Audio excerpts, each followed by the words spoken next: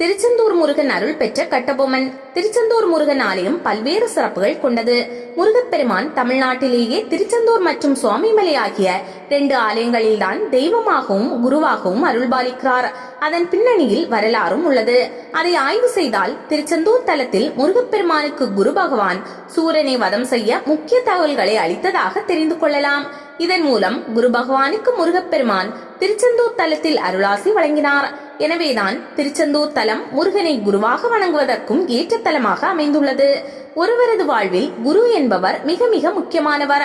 நாம் வாழ்வில் நல்லது செய்து புண்ணியம் சேர்க்க வேண்டுமானால் குருவின் வழிகாட்டுதல் இருந்தால் மட்டுமே முடியும்.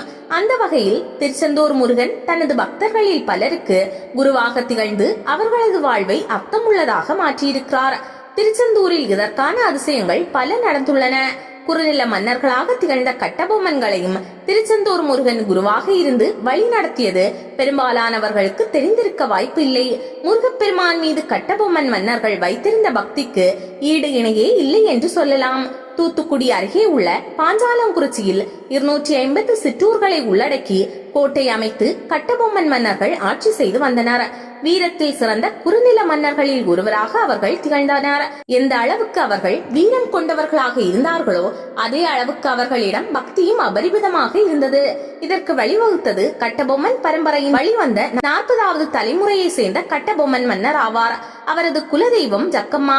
அந்த தெய்வத்தை வழிபடுவதற்காக பாஞ்சாலங்குறிச்சி கோட்டையிலேயே ஆலயம் உருவாக்கி இருந்தார்.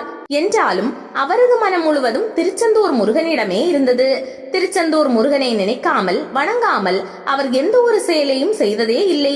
திருச்செந்தூர் முருகனிடம் உணர்விலும் உரிமையிலும் அவர் 2 கலந்திருந்தார் என்றே சொல்ல வேண்டும். மூச்சுக்கு மூச்சு திருச்செந்தூர் முருகா என்று உச்சரிப்பதையே அவர் வழக்கத்தில் வைத்திருந்தார். அது மட்டுமல்ல, திருச்செந்தூர் ஆலயத்தில் தினமும் மதியம் கருவறையில் முருகப்பெருமானுக்கு நைவேத்தியம் படைத்து பூஜைகள் முடிந்த பிறகே மதிய உணவு சாப்பிடுவதை வழக்கமாக கொண்டிருந்தார். திருச்செந்தூரில் இருந்து சுமார் 100 கிலோமீட்டர் தொலைவில் பாஞ்சாலங்குறிச்சி உள்ளது. அப்படி இருக்கும்போது தினமும் மதியம் திருச்செந்தூரில் முருகனுக்கு நைவேத்தியம் ஆகிவிட்டது என்பது அவருக்கு எப்படி தெரிந்தது? இதற்கு அந்த காலத்திலேயே அந்த கட்டபொம்மன் அருமையாக ஒரு ஏற்பாடு செய்திருந்தார். அதாவது திருச்செந்தூர் கோவிலின் ராஜகோபுரத்தின் 7வது மாடத்தில் அவர் மிக பிரம்மாண்டமான வெண்கல மணி ஒன்றை அமைக்க உத்தரவிட்டார். அதுபோன்று திருச்செந்தூரில் இருந்து பாஞ்சாலங்குறிச்சி வரை சுமார் 2 கிலோமீட்டர் இடைவெளியில் ஆங்காங்கே மணி கட்டி தொங்கவிடப்பட்டு இருந்த மண்டபங்களை அமைத்தார். ஒவ்வொரு மணி மண்டபத்திலும் பணியாட்களை நியமனம் செய்திருந்தார். திருச்செந்தூர் கோவிலில் மதியம் முருகப்பெருமானுக்கு நைவேத்தியம் படைத்து பூஜைகள் முடிந்ததும் ராஜகோபுரத்தில் 7வது மாடத்தில் கட்டப்பட்டு இருக்கும் வெண்கல மணியை ஒருவர் வேகமாக அடித்து ஒலிக்க செய்வார். அந்த ஒலி சத்தம் சுமார் 2 கிலோமீட்டர் தொலைவுக்குள் இருக்கும் அடுத்த மணி மண்டபத்திற்கு கேட்கும். உடனே அந்த மண்டபத்தில் இருப்பவர் அங்கிருக்கும் மணியை அடிப்பார். அது அடுத்த 2 கிலோமீட்டர் தொலைவில் இருக்கும் மணி மண்டபத்திற்கு கேட்கும். அந்த சத்தம் கேட்டதும் அடுத்த மணி மண்டபத்தில் இருப்பவர் பிரம்மாண்டமான வெண்கல மணியை ஒலிக்க செய்வார். இப்படியே திருச்செந்தூரில் அடிக்கப்படும் வெண்கல மணி ஓசை அடுத்தடுத்து மணிமண்டபங்கள் மூலம் கடந்து பாஞ்சாலங்குறிச்சியை எட்டிவிடும். அந்த மணி ஓசை கேட்டதும் கட்டபொம்மன் மன்னர் மகிழ்ச்சி அடைவார். அதன் பிறகு அவர் திருச்செந்தூர் முருகனை மனதில் நினைத்துக் கொண்டு மதிய உணவு அருந்த அமர்வார். இது 1 நாள் 2 நாள் நடந்தது அல்ல. 40வது வழிவந்த மன்னரான கட்டபொம்மன் பாஞ்சாலங்குறிச்சி அரண்மனையில் வாழ்ந்த அனைத்து நாட்களிலும் நடந்தது. இதன் மூலம் கட்டபொம்மன் திருச்செந்தூர் முருகன் மீது வைத்திருந்த பக்தியும் அன்பும் எந்த அளவுக்கு இருந்திருக்கும் என்பதை உணர்ந்து கொள்ள முடியும். கட்டபொம்மன் அமைத்த அந்த மணி மண்டபங்கள் இன்றும் ஆறுமுகநேரி, ஆத்தூர், பழைய காயல், ஒட்டப்பிடாரம் உள்ளிட்ட பல இடங்களில் இருப்பதை காணலாம். அந்த 40வது கட்டபொம்மனுக்கு பிறகு ஆட்சிக்கு வந்த ஒவ்வொரு மன்னர்களும் திருச்செந்தூர் முருகனுக்கு மதியம் நைவேத்தியம் முடிந்த பிறகு சாப்பிடுவதையே வழக்கத்தில் வைத்திருந்தனர். கட்டபொம்மன் மன்னர்கள் வரிசையில் 47வது மன்னராக பதவியேற்ற வீரபாண்டிய கட்டபொம்மன் ஆட்சி நிறைவு பெற்ற பிறகு அந்த மணிமண்டபங்கள் பயனில்லாமல் போய்விட்டது. அதுபோல திருச்செந்தூர் ஆலய ராஜகோபுரத்தின் 7வது மாடத்தில் கட்டப்பட்ட பிரம்மாண்டமான வெண்கல மணியும் பயன்படுத்தப்படாமலேயே இருந்தது. சில ஆண்டுகளுக்கு முன்பு திருச்செந்தூர் ஆலயத்தில் கும்பாபிஷேக பணிகள் நடந்தபோது அந்த மணியை சீரமைத்து மீண்டும் ஒலிக்க செய்தனர். மேலும் திங்கட்கிழமை தோறும் அதிகாலையில் கட்டபொம்மனுக்கு திருச்செந்தூர் முருகன் கோவிலில் இருந்து இலை விபூதி பிரசாதத்தை குதிரை வீரர்கள் கொண்டு வந்து கட்டபொம்மனிடம் கொடுத்து செல்வார்கள்.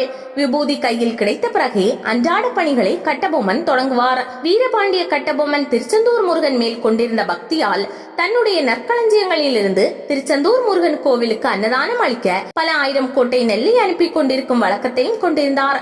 குடிமக்களும் தம் வயல்களிலிருந்து நெல்லை காவடியாக சுமந்து கோவிலுக்கு செலுத்தும் நடைமுறையையும் கொண்டு வந்து பணித்திருந்தார். ஒரு சமயம் தன் மனைவிக்கு தங்க அட்டிகை ஒன்றை அன்பளிப்பாக வழங்க விரும்பி பொற்கொல்லரிடம் அதை தயாரிக்கும்படி சொல்லியிருந்தார் கட்டபொம்மன்.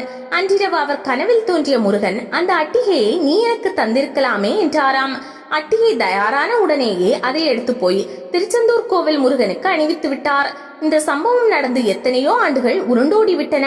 காலங்கள் மாறிவிட்டன.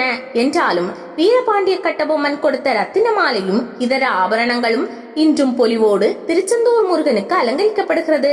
இன்னொரு சமயம் திருச்செந்தூரில் மாசி திருவிழா நடந்து கொண்டிருந்தது.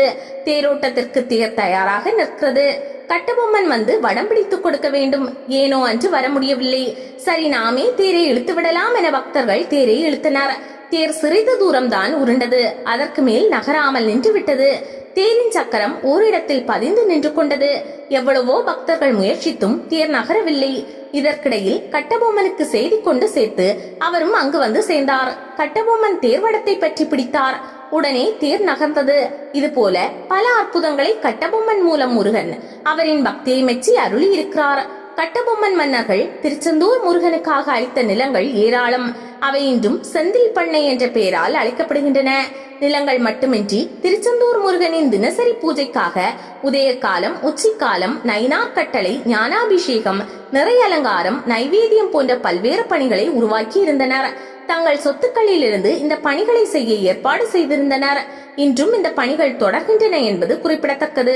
அதுபோல கட்டபொம்மன் உருவாக்கிய திருவிழா வழிபாடுகள் திருச்செந்தூர் ஆலயத்தில் அவரது வாரிசுகளால் இன்றளவும் தொடர்ந்து நடத்தப்பட்டு வருகின்றது. வீரபாண்டிய கட்டபொம்மன் ஆங்கிலேயர்களால் கயத்தாரில் தூக்கில் போடப்பட்ட போது அவர் கடைசி வார்த்தையாக திருச்செந்தூர் முருகா என்றுதான் சொன்னார். கட்டபொம்மன் மன்னர்கள் போல திருச்செந்தூர் முருகன் மீது பக்தி வைத்திருந்த குடும்பத்தினரை பார்ப்பது அரிதிலும் அரிது.